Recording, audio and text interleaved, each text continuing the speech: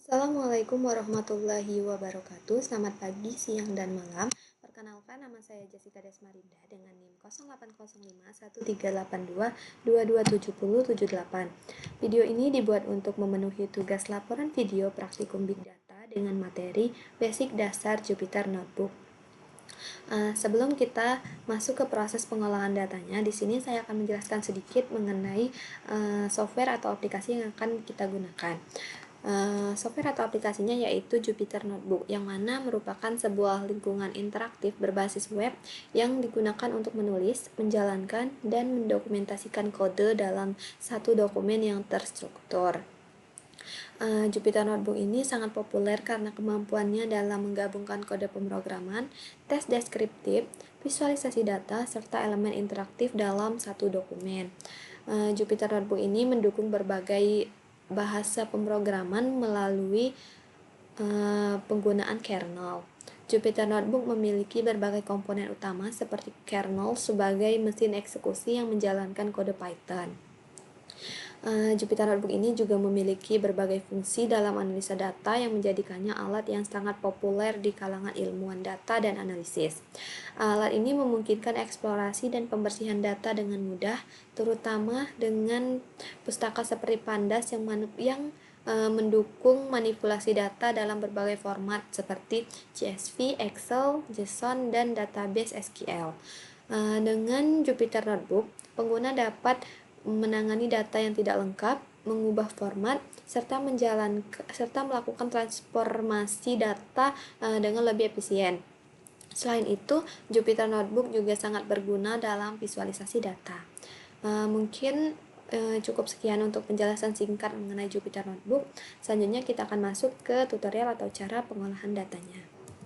Oke, yang pertama itu kita buka CMD-nya terlebih dahulu dengan cara klik Windows dan R. Ini, selanjutnya kita klik OK.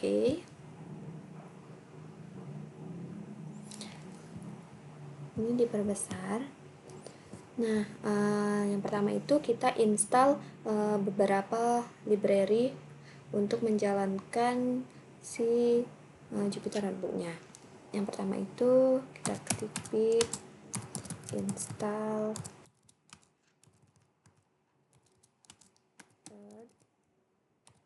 engine API. Kemudian kita klik enter. Nah, pip install Earth Engine API ini berfungsi untuk menginstal library Earth Engine API yang memungkinkan kita untuk mengakses dan mengolah data geospasial dari Google Earth Engine. Dengan library ini kita dapat melakukan analisis geospasial, mengolah data satelit, dan membuat visualisasi data yang lebih kompleks dan akurat. Selanjutnya itu kita ketik lagi pip install Gmap. Kemudian kita klik enter, kita tunggu coding selesai. Nah, fungsi dari pip install Gmap ini untuk menginstal library Gmap yang memungkinkan untuk mengakses dan mengolah data geospasial dari Google Earth Engine dengan lebih mudah dan intuitif. Selanjutnya itu kita ketik lagi pip install NumPy. Kemudian kita klik enter. Nah, fungsi dari pip install NumPy ini adalah untuk menginstal library NumPy yang menyediakan kemampuan untuk melakukan operasi numerik dan komputasi di Python. NumPy ini memungkinkan untuk bekerja dengan array dan matrix, melakukan operasi matematika dan statistik, serta melakukan analisis data yang lebih kompleks dan akurat. Selanjutnya itu kita install Pandas. Nah, fungsi dari pip install Pandas ini untuk menginstal library Pandas yang menyediakan kemampuan untuk mengolah dan menganalisis data struktur seperti tabel dan spreadsheet di Python. Selanjutnya itu pip install matplotlib. Klik enter. Nah, fungsi dari pip install matplotlib ini adalah untuk menginstal library matplotlib yang memungkinkan untuk membuat visualisasi data seperti grafik, plot, dan chart di Python. Selanjutnya itu pip install seaborn, kemudian kita klik enter.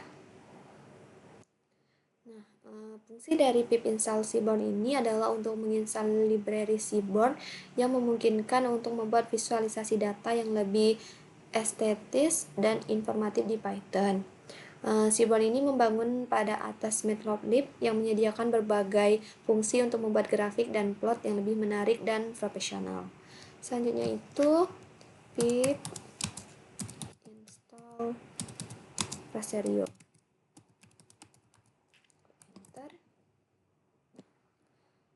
Fungsi dari pip install rasterio ini adalah untuk menginstal library rasterio yang memungkinkan untuk membaca dan menulis data raster seperti citra satelit dan peta di Python.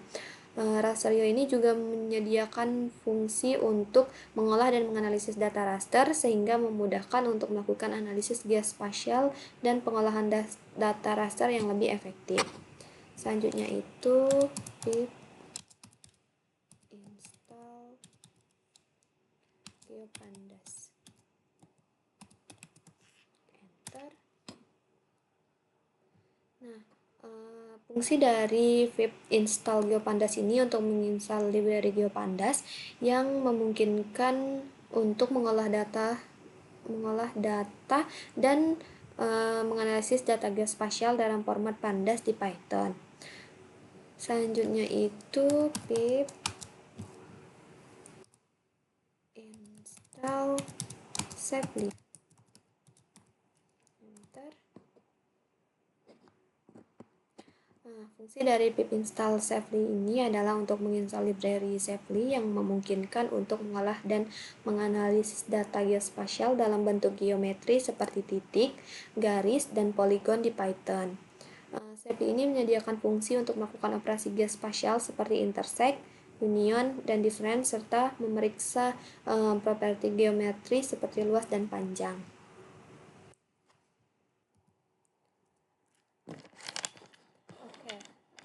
Selanjutnya itu kita akan buka Jupyter Notebook-nya. Caranya itu Python min m book. Enter. Kita tunggu.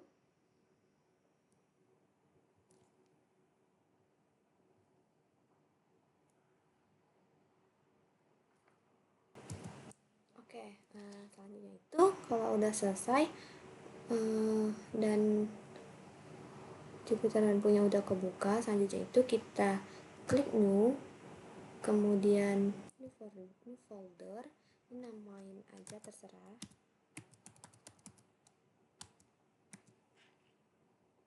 Kalau udah, kita klik new lagi, kemudian pilih yang Python 3 IPY kernel.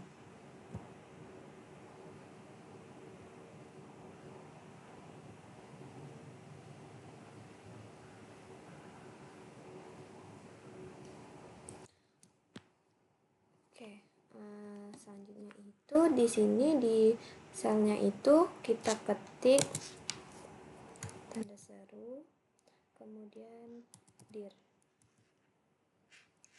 kemudian kita klik run. Nah, fungsi perintah ini itu untuk menampilkan daftar file dalam direktori ini. Oke, selanjutnya scroll ya. Terus kita ketik lagi tanda seru cd. Kalau udah, selanjutnya kita run. Nah, fungsi dari perintah ini itu untuk menampilkan lokasi direktori saat ini. Oke, selanjutnya itu kita buat codingan untuk mengimport matplotlib, kemudian import numpy dan membuat grafik.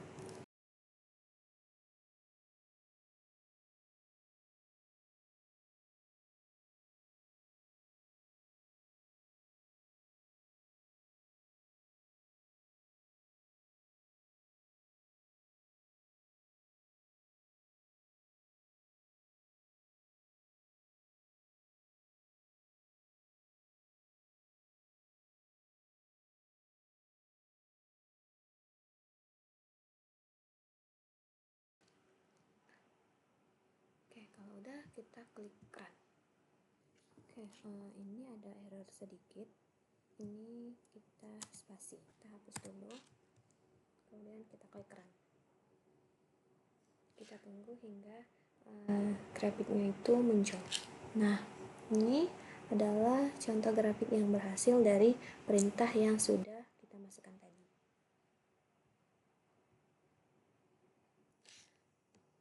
Oke, saya akan menjelaskan sedikit mengenai kode-kode ini.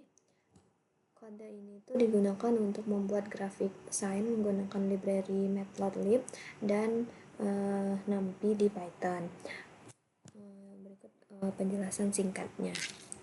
Yang pertama itu adalah import matplotlib.bplot.splt. Ini itu untuk mengimport library Matplotlib untuk membuat grafik. Kemudian itu ada import numpy SNP digunakan untuk mengimport library NumPy untuk mengolah data numerik. Dan itu ada hasil data ini untuk membuat data X sama dengan np.linspace 0,10,100 yang mana untuk membuat array X dengan 100 nilai yang sama antara 0 dan 10. Selanjutnya itu ada Y sama dengan np.sin dalam kurung X. Ini itu untuk membuat array Y yang merupakan hasil dari fungsi sin terhadap nilai-nilai X. Kemudian itu ada hashtag plot yang mana itu digunakan untuk membuat grafik. Kode yang pertama itu plt.figure buka kurung fix size sama dengan buka kurung 8,5 tutup kurung. Ini itu untuk digunakan untuk membuat figura dengan ukuran 8 dikali 5 inci. Kemudian itu ada plt.plot kurung x, y label sama dengan sin x, color warnanya itu pink, line-nya itu, kemudian markernya itu x, yang mana itu digunakan untuk membuat grafik dengan nilai x dan y serta menambahkan label warna, kemudian gaya garis dan marker. Kemudian itu ada plt x label buka kurung x-axis, yang mana itu ini digunakan untuk menambahkan label untuk sumbu x. Kemudian kalau yang plt y labelnya itu untuk menambahkan sumbu y. Kemudian ada plt title graphic sign untuk menambahkan judul pada grafik. Kemudian plt legend itu untuk menambahkan legenda untuk grafik, dan plt show ini untuk menampilkan grafiknya. Oke, selanjutnya itu kita akan menampilkan atau membuat kode HTML.